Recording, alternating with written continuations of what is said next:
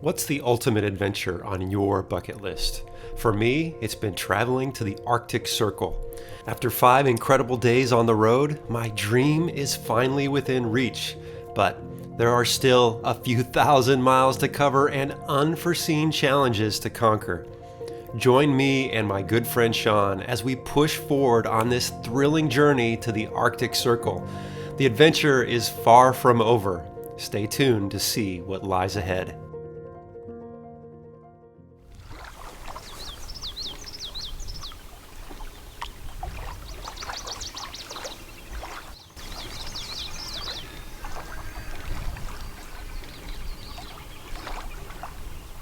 This morning, we are camped beside a serene lake just west of the town of Prince George in British Columbia. There's a slow-moving fog drifting gently off the water. Birds and ducks are creating a lively scene all around, and as I savored my first cup of coffee, a beaver casually swam by our campsite. It was the first time I've seen a beaver in the wild, and they are abundant in this region. Historically, beavers played a crucial role in opening up this vast land to the outside world, hunted for their valuable pelts. The beaver is the national symbol of Canada, and we're going to encounter many more before our journey ends. Now, we were camped next to some travelers from Germany driving a very well-built Unimog that they had shipped over, and we had a great conversation with them last night. One of my favorite parts of this trip so far has been the people we have met. Well, good morning. It is day 6, and had a beautiful morning at that lake spot. What an amazing find. Now we're heading out. We left really early this morning, and we are just going to try to lay down a lot of miles. There's not a whole lot in between here and the Yukon, and so we're just going to try to really press so we can push north, and then we can kind of slow down and start to see some things. Who knows what we might see.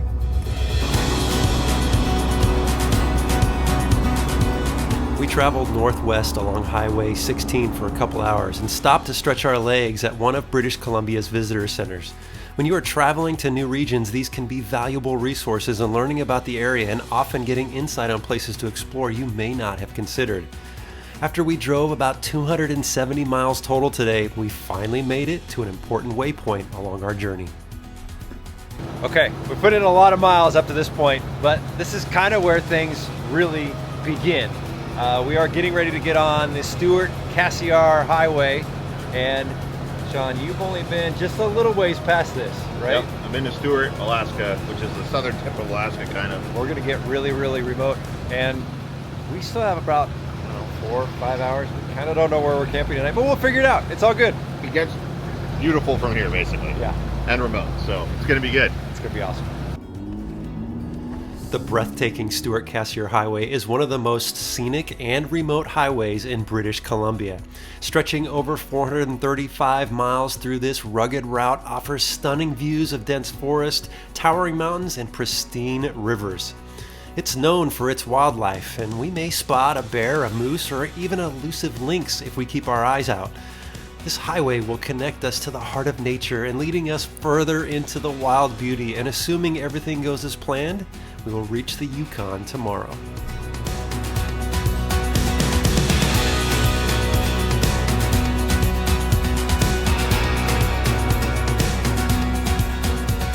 Well, guys, we have had a pretty uneventful day for about the last 7.5 hours, and we were still going to keep pushing for about another 2.5 hours, and we keep seeing these beautiful mountains and the river on the side, and we're like, there's got to be a way to get down there. And so we've tried a couple times and failed.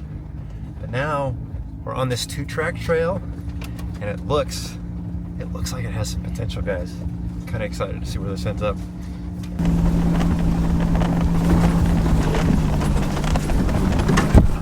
The trail was a little tight for you, my friend. Yeah. So, all right, guys. So there is a little campsite here. That's got potential. We could camp there. I mean, it's fine for 2 vehicles, but there's a lake down here, and we want to see what's down on the lake, so we're gonna go check that out. Not waterfront camping, guys, unfortunately, but let me just take you down here because you got to see what we're talking about. Look at this view. That's magical, and so Yeah, look at that. that's beautiful. And unfortunately, this is a big swampy mess right here. So Yeah, not a swamp fan myself. No. So I think we continue on. but still worth coming down here. It's beautiful. One of the important things that Shaun and I discussed when planning this trip was that we didn't want to have a lot of hard deadlines and objectives to reach every day. We want to be flexible, and if we decide to have a short travel day or put in a lot of miles another, or just spend some time exploring for an epic campsite like today, we can. This trail looks promising, but I'm not sure how I feel about this sketchy looking bridge. I mean, we've got some big beams, but it feels solid enough. There's some metal under there.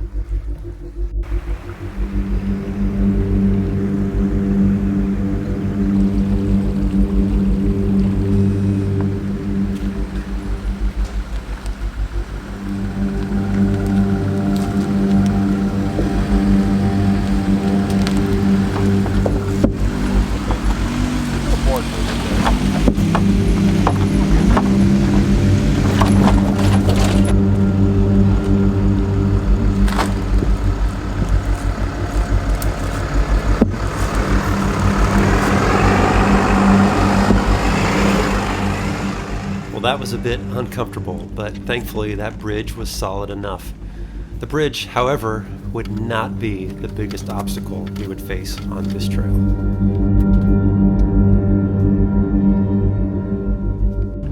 All right, we hit a little Y in the trail. This is a well-built trail. It's almost like this was built for loggers or something, but I can see those mountains right in front of me, and on the map, there is water right in front of us. Man, if we can get on the water and get those mountains, this would be epic.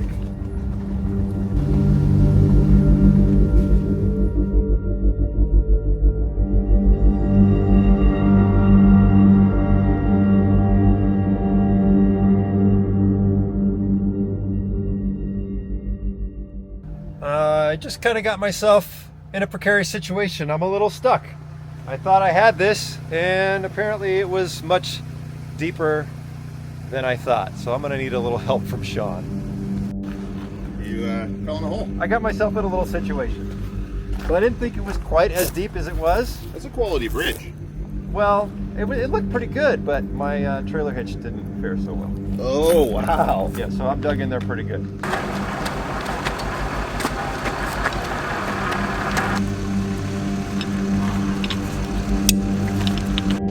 Okay, here we go.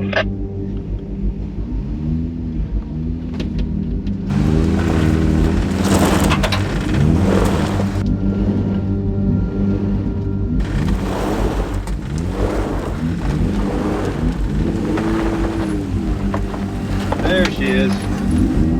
Got her. I'm gonna come all the way out of the hole because we're probably gonna need to stack a little bit.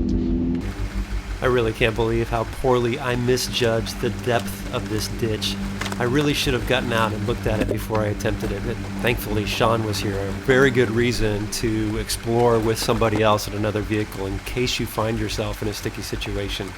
Hopefully rearranging some of these logs and taking it at a bit of a different angle will help.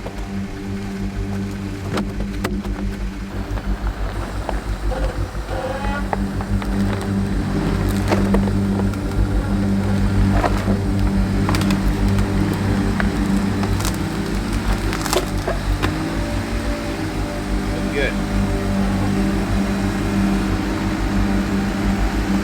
Touching the ground now.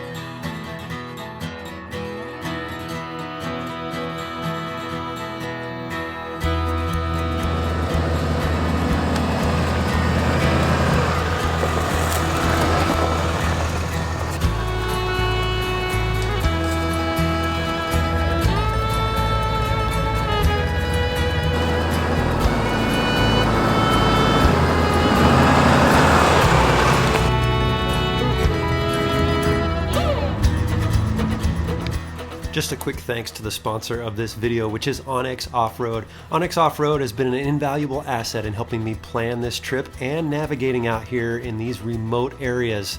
I'll leave a link down below where you can get 20% off of your membership to Onyx Off-Road.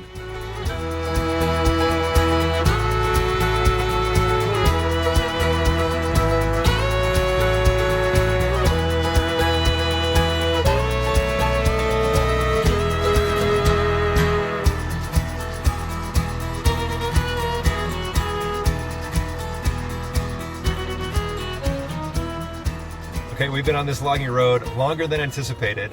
It doesn't look like we're going to be able to make it to the river, but there's a lake on the left that we might be able to get to. So Shaun's got his drone up there and he's scouting around, but there's a lot of dead ends and a lot of Ys. We want to make sure we're not making any more wrong turns. And it's getting a little late, so we're actually... It's hard to tell. It's a maze up here. Yeah, so you can see it's tough. So we're not really set on having to camp on the water at this point. We would just be happy with a flat spot with a view, but we got to find camp here pretty soon.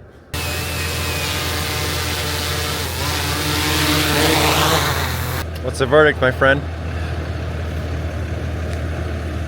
The road that goes towards the river dead ends and it's kind of like a cliff down to the river. Okay. This is a dead end. There's a winding road that goes really close to the lake, but doesn't look like it goes all the way to the lake. Not sure how close it gets. And then there's roads that go that way like forever. So what do you think? Should we cut our losses? I feel like we should go a little bit more this way. Okay. And see if we can find somewhere decent to set up. All right, let's give ourselves another 20 minutes? Yeah. Okay.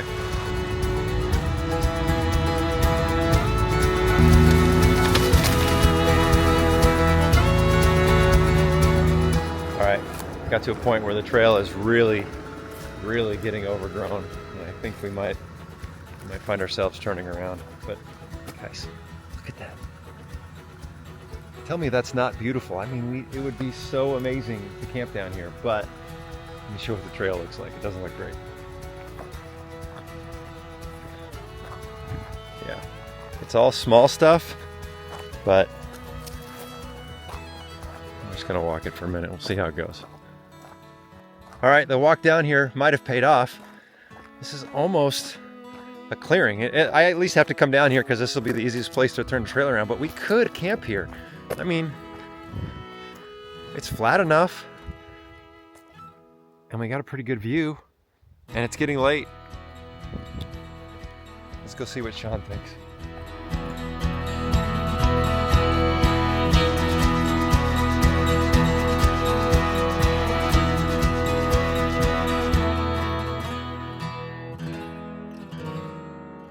All right. I think it's large enough for us. In fact, we could probably fit another vehicle in here if we needed to. It's a little buggy. The mosquitoes are out. It's the first swarm of mosquitoes we've experienced at camp on this trip.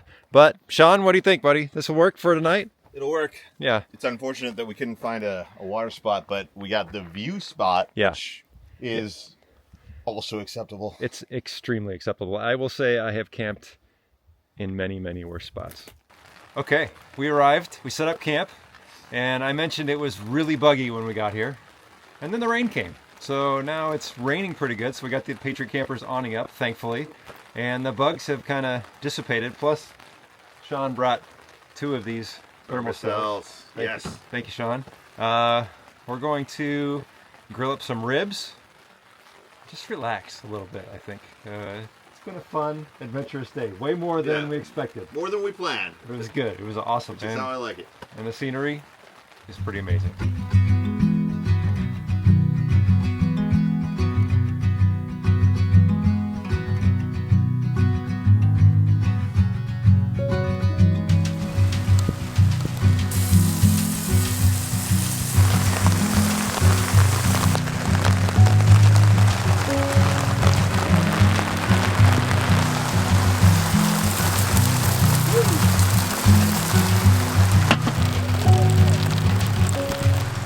All right, these are pre-cooked chipotle ribs. All we did was heat them up. Oh, heck yeah, dude. These are good.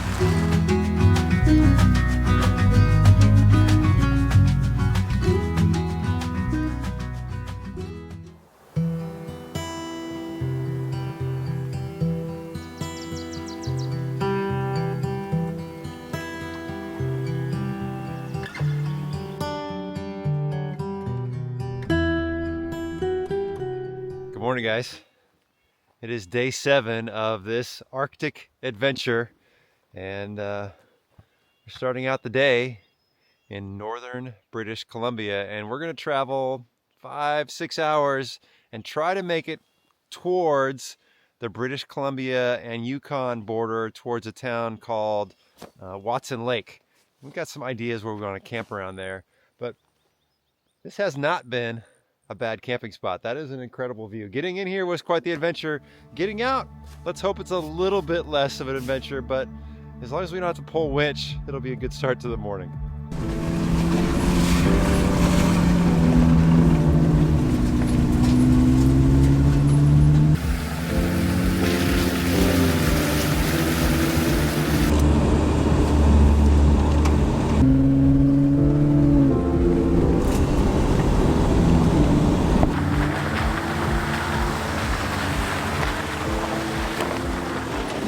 All right, we've reached the little dip where I got stuck yesterday and Shaun had to winch me out.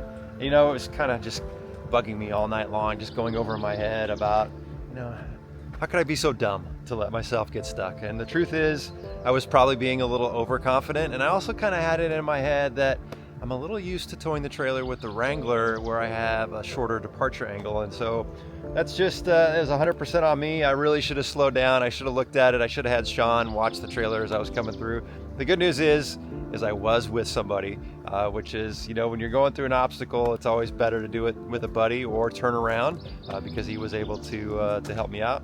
We stacked a couple of logs, and then I was able to make it through, which I should have just done in the first place. Now, we're going in the other direction, so hopefully I don't get stuck this time.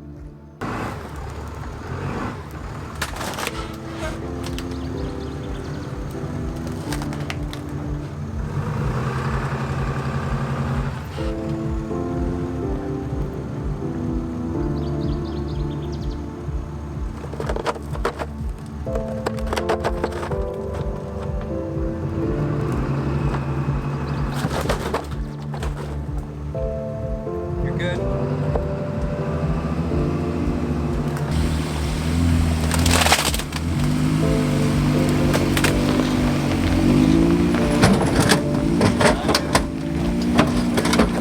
Stop for a sec. Okay. Hold on, stop. You're digging into a log here. Of course. It's wood. Of course. Yep, it's wood.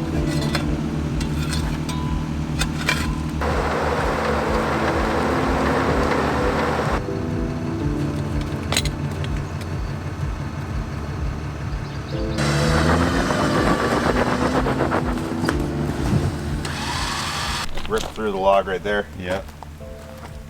But at least it came free easily. I'll bet if it would have just been dirt, Yeah. it might have just scraped through it. Oh, it would have for sure. It was a log that got it hung up. I think so. Log versus metal. Yeah. Well, that big ditch did it again. I think if those logs hadn't have been there, I probably could have made it through there a little easier, but those logs were just grabbing everything. It wasn't like the dirt could just move. I'm thankful that Shaun's here. I think that's one of those situations that if I was out here solo, I would have to turn around and not even attempt. But we had to come back through here because there's no way out the other way, because this is the only way in. So got to cross this old rickety bridge, and then we'll be hitting pavement.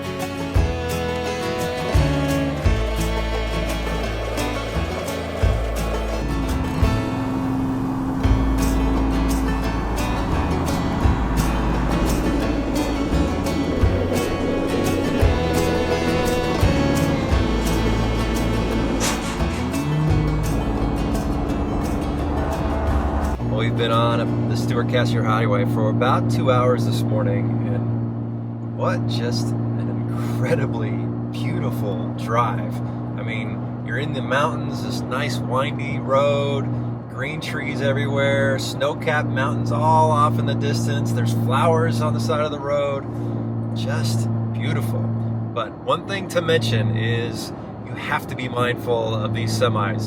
They are coming through hard and fast, and there's been a couple bridges which are pretty narrow. Like for two cars, like it's almost a two-lane bridge, but for a semi-truck and this Jeep, it doesn't do it. And there's not a whole lot of warning, and I had to get on the brakes pretty hard to let this truck go through because he wasn't slowing down. Also, there's been a few times where we've gone up some pretty steep climbs, and there's like this truck carrying like 30 tons of salt, and he was not going very fast. But other than the semis and just being mindful of them, it's been a great morning.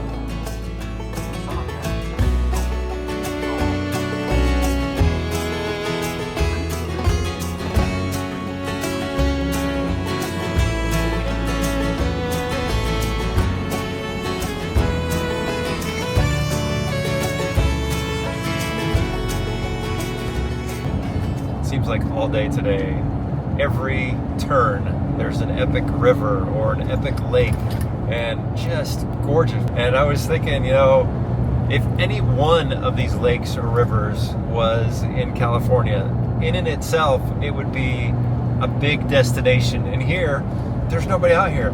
They're just beautiful, beautiful lakes and rivers that nobody visits. It's kind of crazy. It's incredible how many there are here. All right, Shaun was just on the radio. He's like, hey, I think I know where the Cassiar ghost town is, and we're gonna go see if we can find it.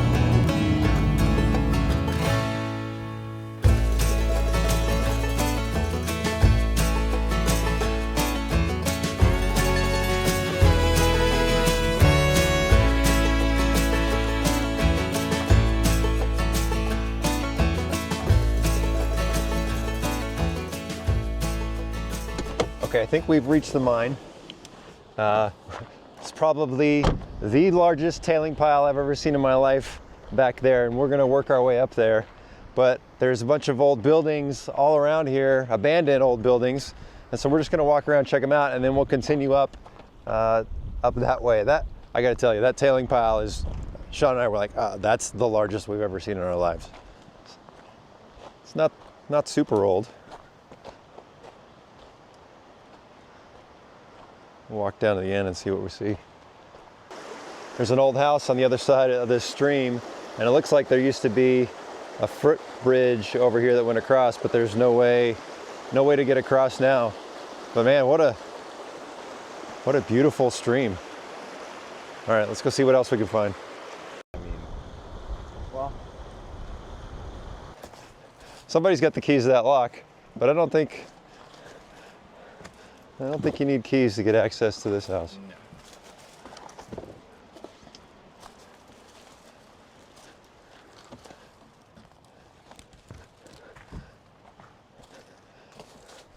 No. I mean, a good roofer could probably make it happen. Oh yeah. I'm pretty sure this is the ghost town, like the main part of town here. Oh, copy that. That's insane. It's so massive, I can't believe it. I'm not sure if this qualifies as a tailing pile or a tailing mountain. Whatever it is that they were or possibly are still mining up here has required the displacement of a lot of earth. I suppose this isn't a typical ghost town you would come across. Most of it seems like it's 40 or 50 years old, and there is a lot of heavy equipment laying around, and I think it's currently being salvaged. Still, an interesting site to check out today, but now we need to get back on the Cassiar and begin looking for camp.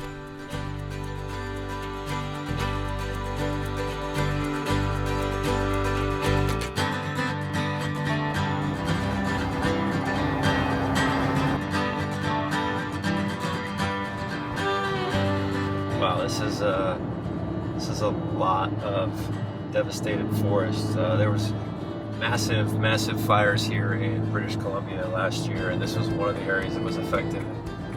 Man, we have just been driving for miles and miles, just seeing nothing but burned trees, and we are only 6 miles from where we're potentially going to be camping tonight. We're hoping that the forest fire didn't reach to this site, because that would make for a not very nice campsite the way it's looking. So hopefully things green up.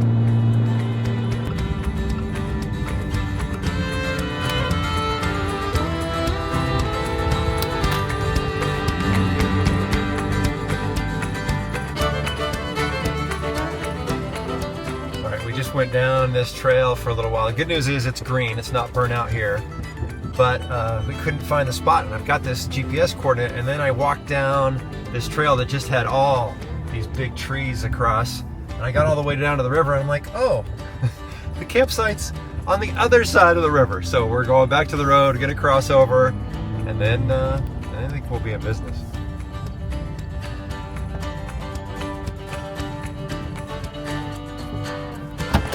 Found it. Check this out, guys. This is beautiful.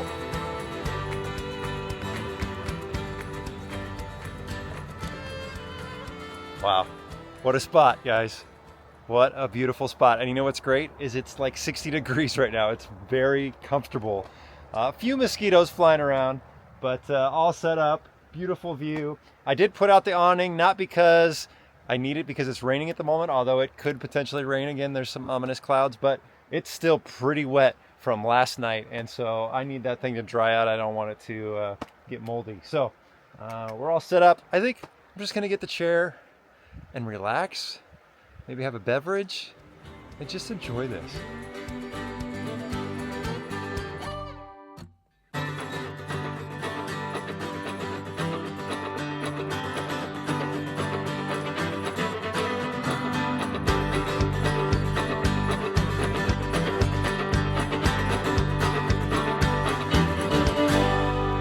On second thought, this river looks a little fishy to me, and one of my goals on this trip is to catch some fish along the way. So let's see how this goes. Oh yeah, I caught 2 nice grayling. While grayling are a good eating fish, I'm actually not sure what the size limit is, so tonight I opted to catch and release. I need to do some more homework about specific size regulations up here in Canada. Still, super excited to have actually caught something. One of my goals, one of my missions, to catch a fish, which I've already done, but catch a fish that's big enough to cook up for dinner. And so hopefully we'll have more opportunities to fish. I'll try again a little bit later. So what's for dinner, my friend? Steak. Steak. That's good enough. I was trying to have fish for dinner.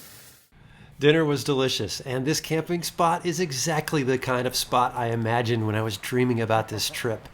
You wouldn't know it by the looks of it, but it's also almost 10 o'clock at night. The sun is just barely setting in the sky now, and as we head further north, the days are going to just get longer, which is fine by me. It's still the early days of this adventure, and we have a long way to go and many exciting things left to see. If you enjoyed this video, here are 2 other adventure videos I think you'll also enjoy. And be sure to check us out over at TrailRecon.com to outfit your vehicle for your next adventure. Thanks for watching.